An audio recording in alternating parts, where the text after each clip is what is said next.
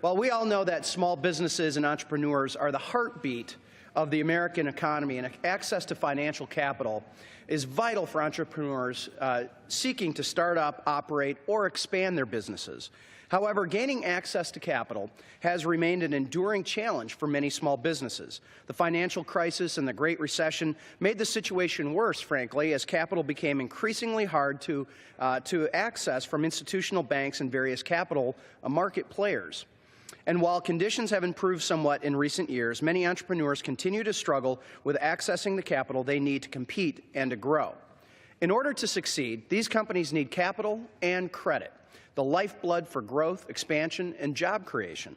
Yet the government continues to construct arbitrary walls that cut them off from essential financing, as smaller companies are caught in a sea of regulatory red tape created by Washington bureaucrats. We know that 60% of all net new jobs that have come into this country, that have been created here in the United States, come from these small businesses. They're oftentimes S corporations, LLCs, sole proprietorships. And small companies often have those owners also be operators. They are working alongside with their fellow employees. And that 60% of those jobs that have been created here in the United States isn't just a one-time blip. That's over the 20 years, the last 2 decades, that we have seen that trend. While Congress has made strides in tailoring the regulatory environment for smaller companies, no doubt, most notably when we passed with strong bipartisan support the Jumpstart Our Business Startups, or JOBS Act, in 2012. This was a bipartisan bill that was signed into law by President Obama. The JOBS Act's benefits are notable as more and more companies use its provisions to raise investment capital in both the public and private markets. The JOBS Act has raised the cap on investors in a privately held company from 500 to 2,000 investors, but the limit on the number of investors acting as a coordinated group to invest in a company remained at 100, where it has been since 1940, some 77 years ago.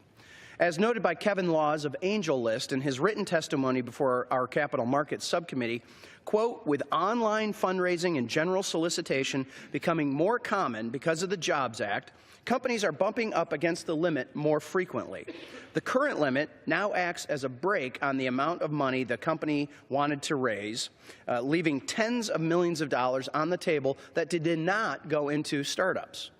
While H.R. 1219, the Supporting America's Innovators Act, a bipartisan bill introduced by the Vice Chairman of our Financial Services Committee, Representative Patrick McHenry, and Nadia Velasquez from New York, would amend the cap currently contained in the Investment Company Act to allow 250 investors for a, quote, qualified venture capital fund, and therefore enhancing angel investors' ability to provide important funding to small businesses.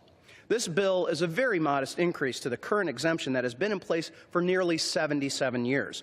Modernizing this cap is long overdue and reflects today's capital markets and the reality of the increasingly important role that angel investors and others play to funds necessary to help small businesses grow. The Securities and Exchange Commission unfortunately continues to ignore the backlog of good ideas to spur capital formation, which is recommended by entrepreneurs, small businesses, and market participants from their annual SEC Government Business Forum on Capital Formation. This is a forum that is put together annually. They take and solicit ideas. They want to hear from people that are in the marketplace to figure out what ways they could go to improve that. Well, unfortunately, they have not acted on this, and in the SEC's absence, Congress must act to promote market efficiency and capital formation. I think we can all agree that we support smart regulation that protects investors and maintains orderly and efficient markets. But outdated, excessive, and unnecessary regulation whose cost outweighs benefits is dumb regulation that overly burdens smaller companies. Let's provide some regulatory relief by enacting the bipartisan bill that will ease the burdens on small businesses and job creators and help foster capital formation and get Americans back to work. And, Mr. Speaker, I'd also like to note that in a hearing that we had on this bill last Congress, it passed our committee 52-2, including with the ranking member voting for it. There was no dissenting minority views that were offered, and no amendments were offered at the Rules Committee on this. So we've got a lot of consensus, and I believe this is the right thing to do to move forward. And with that, I reserve the balance of my time.